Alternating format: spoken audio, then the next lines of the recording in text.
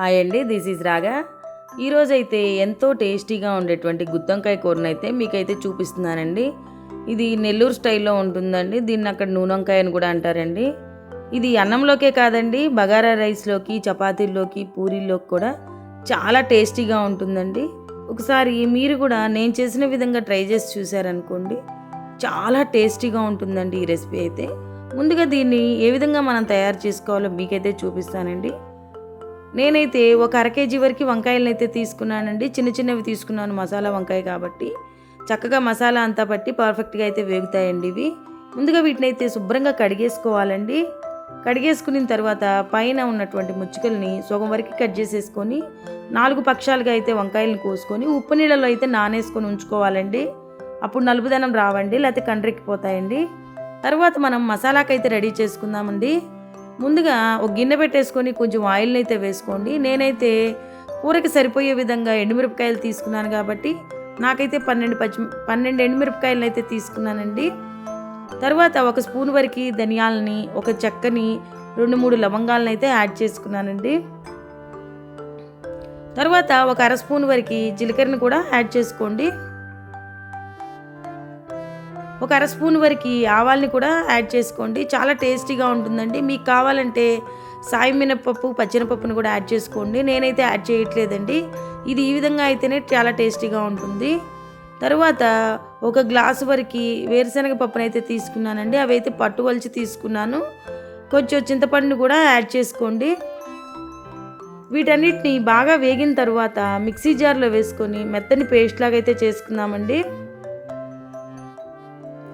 కొంచెం చిన్నులపాయలను అయితే యాడ్ చేసుకుందామండి. తర్వాత దీనిలోకి నేనైతే కొబ్బరిని పొడిలాగా చేసి ఉంచుకుంటానండి ముందుగానే. దాన్ని అయితే 2 స్పూన్ల వరకు యాడ్ చేసుకున్నానండి, కొబ్బరి పొడిని. తర్వాత ఒక స్పూన్ వరకు రాళ్ళు ఉప్పునైతే యాడ్ చేసుకున్నానండి ఇది మసాలాలోకి. కొంచెం పసుపుని కూడా యాడ్ చేసేసుకోండి. ఈ మొత్తాన్ని కూడా మనం మిక్సీ చేసుకుందామండి మెత్తగాను. కొంచెం గట్టిగా ఉండే విధంగా చేసుకోండి, ఎందుకంటే మనం వంకాయల్లో స్టఫ్ చేయాలండి, దాన్ని జారిపోకుండా ఉంటుంది. చూసారా, ముందుగా కోసుంచుకున్నటువంటి వంకాయల్లో ఈ స్టఫ్ని మొత్తాన్ని కూడా మనము పెట్టేసుకోవాలండి.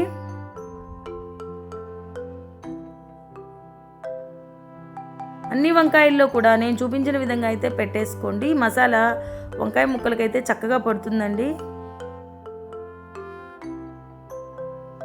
చూసారా, అన్ని వంకాయలకైతే నేను మసాలా అంతా పెట్టేసేసి పక్కనైతే ఉంచుకున్నానండి. తర్వాత మనం కర్రీకి అయితే సిద్ధం చేసుకుందామండి. ముందుగా ఒక పెద్ద సైజు పెద్దలపైన అయితే కోసుకున్నాను. 2 టమాటాలని, కొంచెం కరివేపాకుని తీసుకున్నానండి. పచ్చిమిరపకాయలను అయితే కట్ చేయట్లేదండి, మధ్యలో ఘాటు పెట్టేసి వేసుకుని ఉంచుకుంటానండి. ఎందుకంటే వీటికి కూడా మసాలా బట్టి చాలా టేస్టీగా ఉంటాయండి పచ్చిమిరపకాయలు కూడా తినడానికి. ముందుగా ఒక గిన్నె పెట్టేసుకొని నూనె కాగిన తర్వాత పెద్దలపై ముక్కలను వేసుకొని అవి ఎర్రగా వేగిన తర్వాత టమాటాలని, కరివేపాకును కూడా యాడ్ చేసుకోవాలండి. టమాటా కొంచెం బెత్తబడితే చాలండి. ఇప్పుడు కొంచెం ఉప్పును కూడా యాడ్ చేసుకుందామండి. ఇందాక కూడా ఉప్పును యాడ్ చేసుకున్నాం కదండి, ఇప్పుడైతే చూసి యాడ్ చేసుకోండి మీరు మళ్ళా.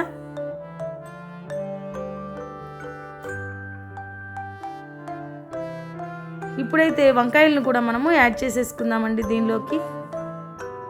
వంకాయల్ని ప్రత్యేకంగా నూనెలో వేగించాల్సిన అవసరం ఏం లేదండి, ఇప్పుడు వేయించుకుంటే సరిపోతుంది మసాలా పెట్టిన తర్వాత.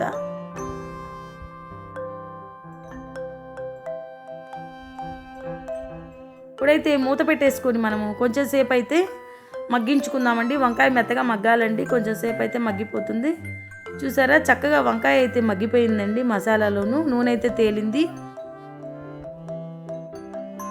ఇప్పుడు వంకాయ అంతా మగ్గిన తర్వాత మనం ఇందాక పక్కన ఉంచుకున్నాం చూసారా మసాలాని, దాన్ని యాడ్ చేసుకుందామండి. వంకాయల్లో పెట్టగా మిగిలిన మసాలా అండి అది మొత్తం కూడాను, దాన్ని కూడాను మనం యాడ్ చేసుకుందాం ఇప్పుడు. తర్వాత కొంచెం వాటర్ని కూడా యాడ్ చేసేసుకుందామండి.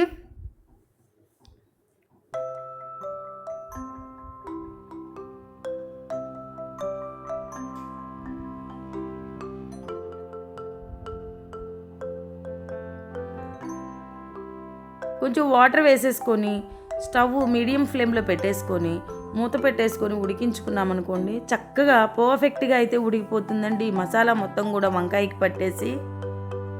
ఈ టైంలోనే ఇందాక మనం ఘాటు పెట్టి ఉంచుకున్నటువంటి పచ్చిమిరపకాయలను కూడా యాడ్ చేసుకోండి. ఇవి కూడా మసాలాలో ఉడికిపోయి చాలా టేస్టీగా ఉంటాయండి తినడానికి.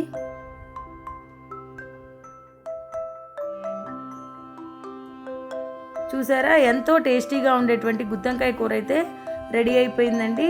నూనెంతా తేలిన తర్వాత కొంచెం కొత్తిమీరని అయితే యాడ్ చేసుకోండి. ఇప్పుడైతే కొంచెం పలుచగా ఉందండి. 1 గంట పోయేటప్పటికి ఆరిపోయి చాలా గట్టిగా అయితే అయిపోతుందండి ఈ కర్రీ. చూసి ఆపేసుకోండి.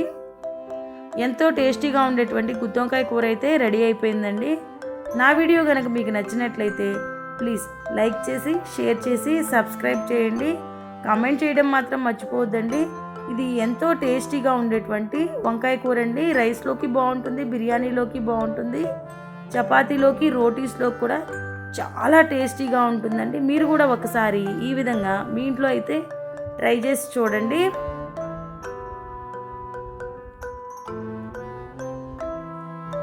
ఎంతో టేస్టీగా ఉండేటువంటి గుత్తొంకాయ కూర అండి ఇది.